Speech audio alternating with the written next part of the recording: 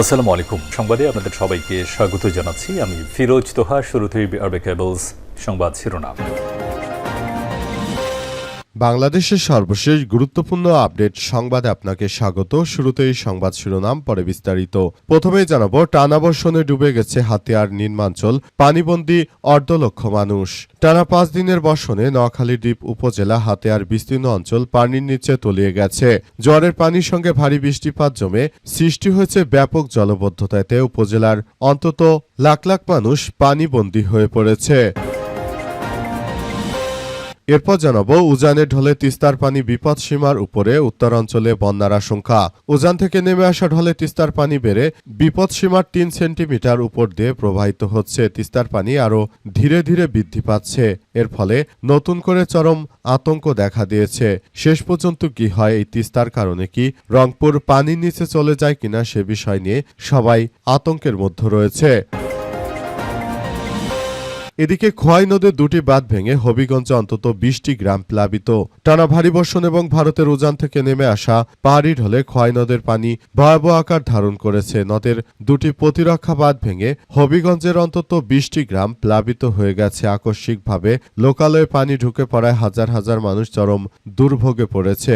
গবাদি পশু, আসবাবপত্র, প্রয়োজনীয় মালামাল নিয়ে নিরাপদ আশ্রয়ের সন্ধানে ছুটছে দুর্গতরা। জানাবো, দেশ জুড়ে টানা ২ দিন ভারী বৃষ্টির আভাস। রাজধানী ঢাকা সহ সারা দেশে টানা ২ দিন ভারী বৃষ্টিপাত হতে পারে বলে জানিয়েছে আবহাওয়াবিদ কাজী জেবুন্নিসা। এ সময় রাজধানীতে থেমে থেমে বৃষ্টিপাত হতে পারে বলে জানান তিনি। আজ আবহাওয়াবিদ কাজী জেবুন্নিসা ২ দিনের ভারী বৃষ্টিপাতের বিষয়ে গণমাধ্যমকে এই তথ্য নিশ্চিত করেছেন। আগামী ২ দিন আরও ভারী থেকে অতি ভারী বৃষ্টিপাত হতে পারে। এবং সর্বশেষ জানাবো, সন্ধ্যার মধ্যে ১৯ জেলায় ঝড়ের আভাস হতে পারে অতি ভারী বৃষ্টি। দেশের ১৯ জেলার উপর দিয়ে আজ সন্ধ্যার মধ্যে ৪৫ থেকে ৬০ কিলোমিটার বেগে অস্থায়ী দমকা ঝড়ো হাওয়া বয়ে যেতে পারে এবং অতি ভারী বৃষ্টিপাত বা বজ্রসহ বৃষ্টিপাত হওয়ার সম্ভাবনা রয়েছে।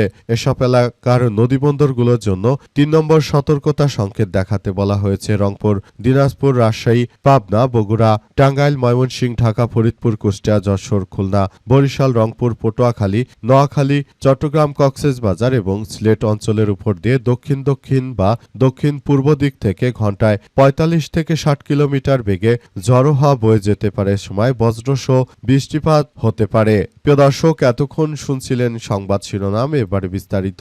তবে তার আগে বন্ধুরা, অনুরোধ থাকবে এই সংবাদটিতে একটি লাইক দিন।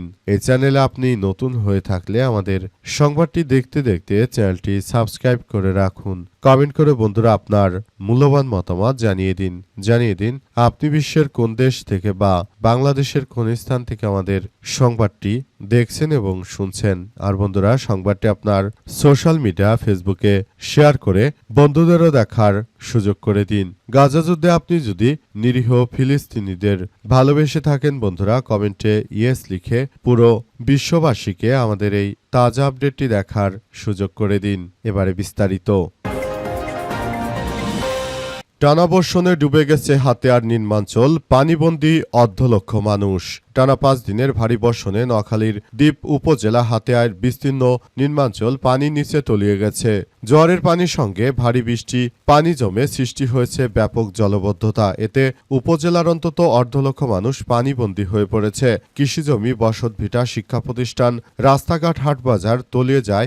স্থবির হয়ে পড়েছে জনজীবন। চুলা ডুবে যায় অনেক পরিবার, রান্নাবান্না করতে পারছে না। ক্ষতির মুখে পড়েছে আমনের বীজতলা এবং মাছের ঘের। পানি নিষ্কাশনের ব্যবস্থা দুর্বল থাকায় দুর্ভোগ আরও বেড়েছে বলে অভিযোগ স্থানীয়দের। উপজেলার নিজুমদ্বীপ, সোনাদিয়া, বুড়িচর, হরণী, চাঁদনী, শুকচর, নলচিরা এবং জাহাজমারা ইউনিয়নে নিম্নাঞ্চল এবং পৌরসভার প্রায় সব ওয়ার্ডেই জলাবদ্ধতার সৃষ্টি হয়েছে। কোথাও বাড়ির আঙিনা, কোথাও শিক্ষা প্রতিষ্ঠান, এমন কোনো জায়গা নেই যে পানি ওঠেনি।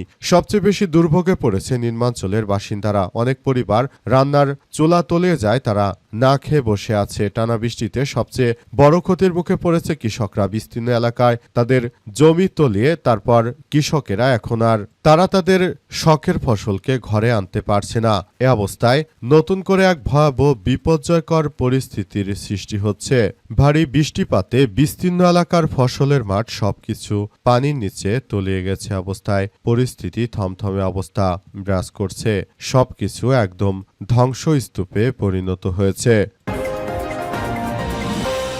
উজানে ঢলে তিস্তার পানি বিপদসীমার উপর দিয়ে প্রবাহিত হচ্ছে। উত্তরাঞ্চলে বন্যার আশঙ্কা। উজান থেকে নেমে আসা ঢলে তিস্তা নদীর পানি কয়েকদিন ধরেই ওঠানামা করছে, তবে কয়েক ঘন্টায় পানি আবারও বেড়েছে।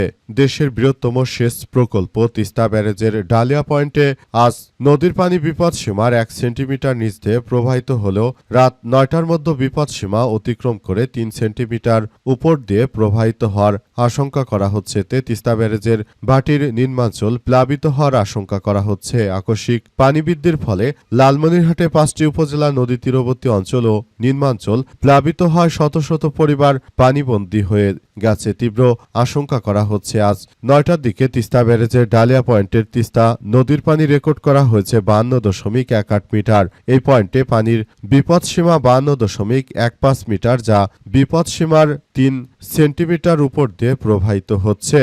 আজ বলতে আজ 9 তারিখ রাতের কথা বোঝানো হয়েছে যে তিস্তা নদীর পানি আসলে হু হু করে রাত থেকে বাড়তে শুরু করেছে এবং ক্রমেই পানি বাড়ছে। এর ফলে বাংলাদেশের রংপুর অঞ্চলে খুবই ভয়াবহ এক বিপজ্জনক পরিস্থিতির সৃষ্টি হচ্ছে। বর্তমানে নতুন নতুন করে নিম্নাঞ্চল প্লাবিত হয়ে যায়, আবারও ব্যাপক সমস্যার সৃষ্টি হচ্ছে।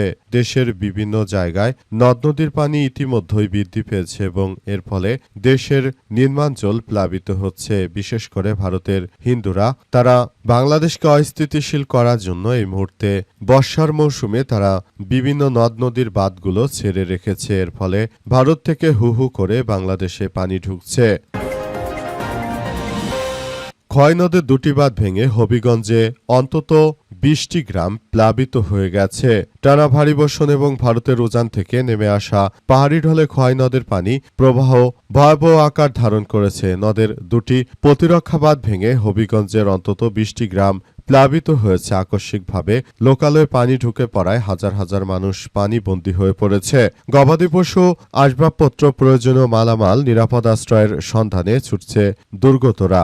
সন্ধ্যায় হবিগঞ্জ সদর উপজেলার লস্করপুর ইউনিয়নের কালীগঞ্জ এলাকায় খোয়াই নদীর প্রতিরক্ষা বাঁধ ভেঙে এলাকায় পানি প্রবেশ করেছে। এর আগে দুপুরে বানিয়াচং উপজেলার রাধাপুর এলাকায় বাঁধ ভেঙে প্রবল স্রোতে পানি হাওরে ঢুকে পড়ে। কালীগঞ্জের বাঁধ ভেঙে হবিগঞ্জ সদর উপজেলার নবাদ, চর হামুয়া, সুঘর, বনগাঁও, নতুন বাজার, বালিহাটা, কালীগঞ্জ, যাদবপুর, বিষ্ণুপুর, দক্ষিণাঞ্চল, দক্ষিণচর, রামনগর এবং ধোপখাল ও বদন দক্ষিণ এলাকাসহ অন্তত 15টি গ্রাম প্লাবিত হয়েছে।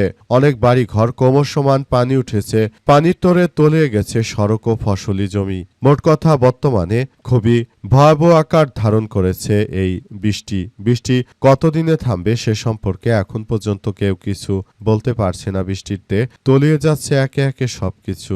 অবস্থায় সবাইকে খুব সতর্কতার সহিত কার্যক্রম চালানোর জন্য উদাত্ত আহ্বান জানানো হয়েছে। দেশজুড়ে টানা 2 দিন ভারী বৃষ্টির আভাস। রাজধানী ঢাকা সহ সারা দেশে টানা 2 দিন ভারী বৃষ্টিপাত হতে পারে বলে জানিয়েছে আবহাওয়াবিদ কাজী জেবুন্নেসা। 2 দিনের ভারী বৃষ্টিপাতের বিষয়ে গণমাধ্যমকে এই তথ্য জানানো হয়েছে। জেবুন্নেসা বলেন, প্রায় 5 দিন ধরে দেশে বৃষ্টি চলছে। এর প্রাথমিক কারণ ছিল বঙ্গোপসাগরে সৃষ্টি হওয়া নিম্নচাপ। পরে সেই নিম্নচাপ অবশ্য চলে গেছে। এখন বৃষ্টি হচ্ছে মূলত মৌসুমি বায়ুর প্রভাবে। তীব্র মৌসুমি বায়ুর প্রভাবে বাংলাদেশে এখন অতিরিক্ত বৃষ্টিপাত হচ্ছে। দেশের প্রায় প্রতিটি জায়গায় বন্যার পানি ঢুকে পড়েছে। সাধারণ মানুষের জীবনযাত্রা চরমভাবে ব্যাহত হচ্ছে। দেশটা একরকম চরম আতঙ্কের মধ্যে চলে গেছে এবং দেশের সবকিছু এক ধ্বংসযজ্ঞের মধ্যে চলে গেছে। পুরো দেশের অবস্থা খুবই বিশৃঙ্খল পরিস্থিতির আকার ধারণ করেছে। সবাইকে এসব বিষয় নিয়ে খুবই সতর্কতার সহিত কার্যক্রম চালিয়ে যাওয়ার জন্য বলা হয়েছে এবং সবাইকে আরো বলা হয়েছে যে যার যার জায়গা থেকে আপনারা মূল পরিস্থিতিগুলো খুব সুন্দরভাবে বিচার বিশ্লেষণ করে তারপর বন্যার পানির কারণে আসলে নতুন নতুন এলাকাগুলো যাতে প্লাবিত হওয়ার পর জননিরাপত্তার বিষয় নিয়ে সবাইকে আরো সতর্কতামূলক কার্যক্রমের মধ্য দিয়ে যাওয়ার জন্য আহ্বান জানানো হয়েছে। সরকারের পক্ষ থেকে বলা হয়েছে যে যে কোনো মূল্যে এই ধরনের দুর্যোগ মোকাবেলা করার জন্য আরো সবার মধ্যে সচেতনতা বৃদ্ধি করার জন্য ইতিমধ্যে কার্যক্রম চালানো হচ্ছে।